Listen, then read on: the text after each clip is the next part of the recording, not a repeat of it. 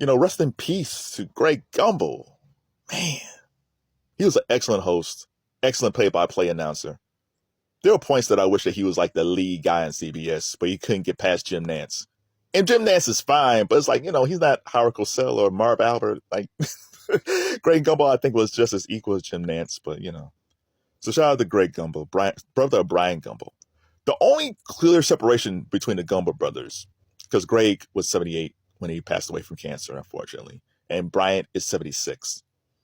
Bryant is the stronger interviewer. Like, I love Brian Gumbel as an interviewer. Like, he digs. Greg, I think, was the better play-by-play announcer. But overall, they were just great hosts. Like, oh man, I'm going to miss Greg Gumbel doing March Madness. He'll say like, and the Zips of Akron, Ohio will play the Duke Blue Devils of North Carolina in seed 1 versus 16. Yeah, shout out to Greg Gumbel. So you have all these people like praising Greg Gumbel and his legacy. And Greg Gumbel was also the first African-American play-by-play host for the Super Bowl. And he's also the last African-American to do the play-by-play for the Super Bowl. You know why this happens? Because there's still a lack of African-American play-by-play announcers in America. And before you say, oh my God, Kevin, why is it about race?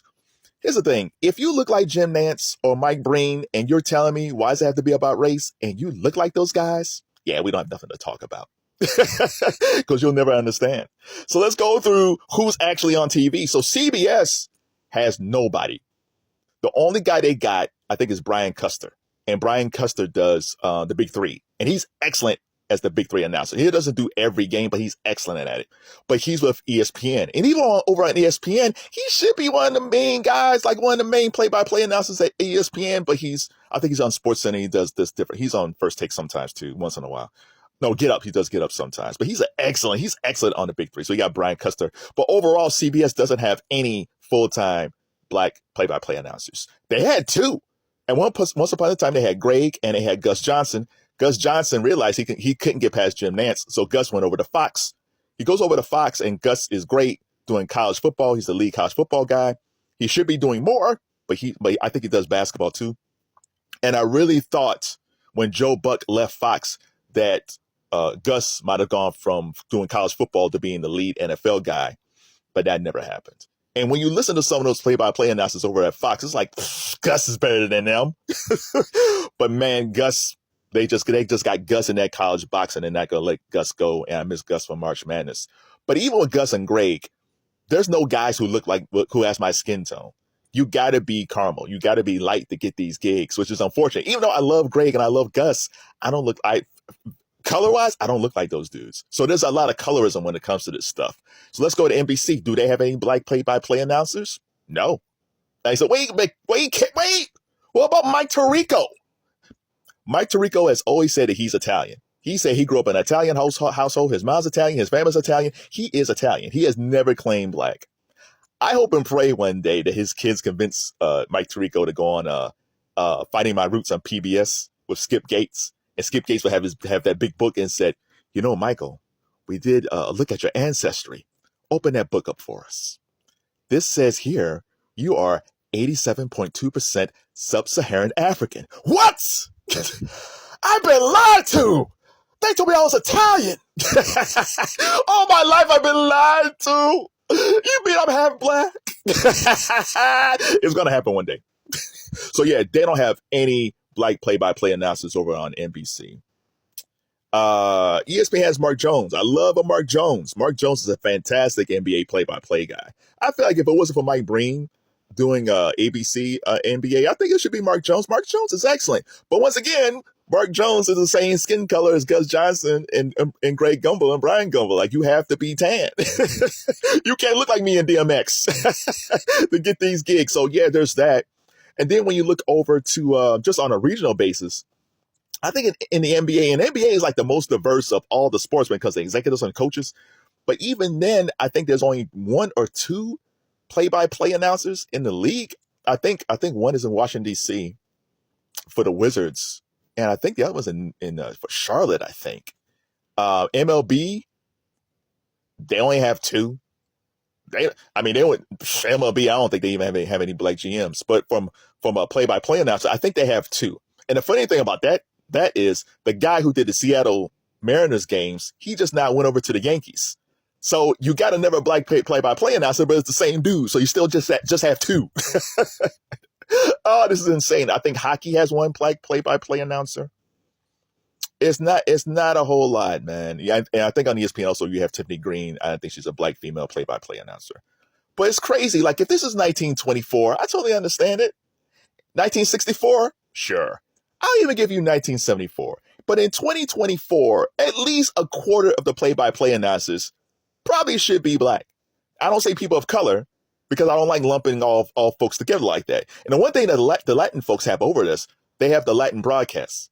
So even though there's not a lot of Latin play-by-play announcers, if you can speak Spanish, you got that whole system over there where you can cover wrestling and NFL and NBA and MLB with a whole Latin and Latina team. Like, you can do that over there. Black folks don't have that. There's no Black Sports Network, and maybe there should be one to get this going. But as of right now, I don't know when these execs get these tapes of people and they say, "Hey, here's my tape for being a play-by-play announcer." What are they looking for? Because some of the younger guys that's coming in, there's some guys that's good, and then some guys I'm like, how did you get on here? There's guys to me that sound like they should still be doing double A and triple A baseball. It's like, he shoots, he scores! He shoots, he scores! Oh my God, the greatest game! Their voices are so high. None of these dudes are Marv Albert or Howard Cosell or even like Kevin. I love Kevin Harlan or even Iron Eagle. Like, Iron Eagle is cool. I like Iron Eagle, but man, some of these dudes coming up, it makes you wonder. So let me get this straight. You put this guy on the network, even though there could be a black dude someplace who got a really good voice and really cool on the mic, and you won't put this guy on. Why? You don't see most of these guys anyway. Most of the time when you're watching the games, you're watching the action on the field. You're not really seeing the announcers. So you'll probably say, well, Kev, there's Charles Barkley. There's all these guys on TV. It's like, yeah, but they're in the studio. If you're a black player or a black host, they'll put you on pregame and postgame, but they will not. Very few are able to get into the booth. Very few. So that's why you have Charles and Kenny and all those guys over there. Even on like the TBS broadcasting team with Pedro Martinez and that crew. I mean, it's black and Latino over there. That's a very cool team. But again, it's pregame and postgame. They don't put these guys in the booth on a regular basis. There's no equivalent to Tony Romo, who never won a championship as a black player, a black quarterback who can go from playing from off the field straight into the booth. That doesn't quite happen. I'm putting Tom Brady aside, even though Tom Brady didn't deserve that gig. I'll put Tom Brady aside because he's won all his championships. So I'll give him that. But other than that, there's no equivalent. There's no equivalent of a Tony Romo who's a black quarterback who just go from the field into the booth like that with no questions asked. So if you are a black play-by-play announcer, leave your name below. Leave your link below. We want to help people get these jobs, or at least have people know that there are folks out there. Because I really do believe there's communication majors all over the place at traditional colleges, HBCUs, and there's a lot of guys who go to school who they want to be a broadcaster, or they may have played football, basketball, baseball in college, and then it didn't quite work out. It's like, well, I'm going to go into the TV business. And sometimes they end up being maybe sports anchors. But if you want to be the next Greg Gumbel, let's say you grew up listening to Greg Gumbel, it's like, man, I want to be like that guy. I want to be polished and smooth and charismatic as that guy. I want to be like James Brown on CBS. I want to be like Gus Johnson. I want to be like Mark Jones. I want to be all these guys. What do you do? Because these guys eventually are going to age out. Like, Greg's gone. Eventually, James Brown's going to retire. But who's going to replace these guys? I don't know. Shout out to Greg Gumbel, the fabulous Gumbel brothers. I feel like Mike Tirico was a kid that y'all got rid of. He got adopted by an Italian family. I think Tirico is actually Mike Tirico Gumbel. He's just lying to himself. Mike Tirico.